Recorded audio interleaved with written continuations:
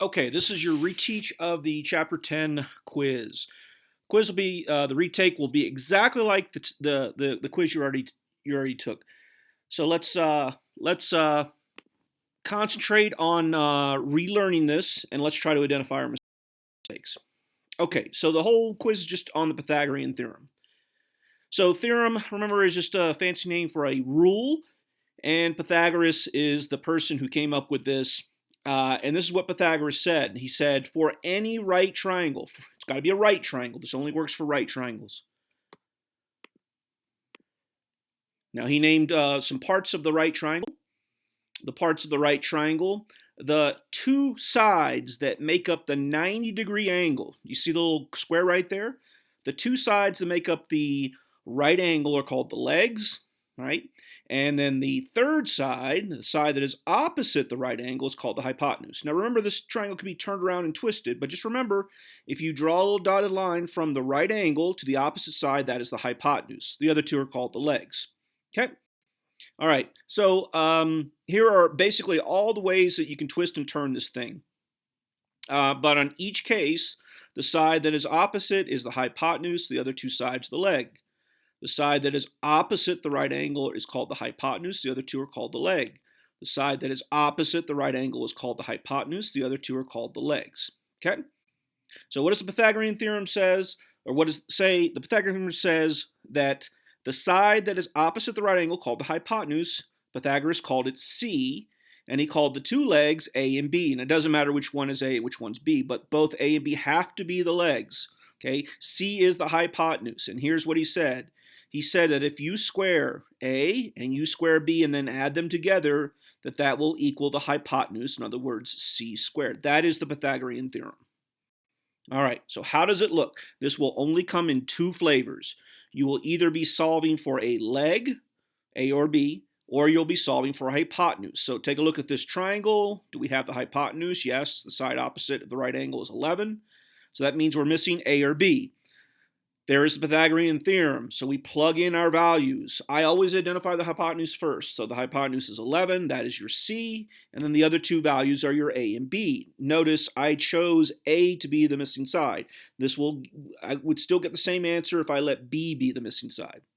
Okay, so we got to square 10 and we got to square 11. 10 squared is 100, 11 squared is 121. And now it just turns into an algebra problem. Get A by itself. Get rid of the 100 first, so subtract 100 from both sides. 121 minus 100 is 21. And to get rid of squaring, we square root both sides. Take the square root of both sides.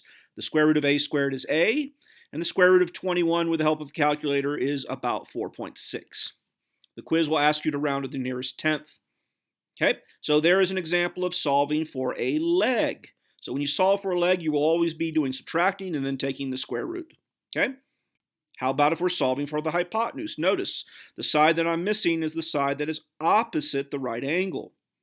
I still use the same formula. This time I know what A and B are. I do not know what C is. 4 squared is 16. Add the two 16s together. Get rid of squaring, you take the square root. The square root of 32 with the help of a calculator is about 5.7. So notice when you're solving for the hypotenuse, you do some adding and then you take the square root. To solve for a leg, you do some subtracting and then you take the square root. Okay? If you just follow the rules of algebra, you can't go wrong here. All right, we're going to do two more and that's it. That'll be the whole reteach right there. You can play this video a couple times just to make sure it locks in your brain.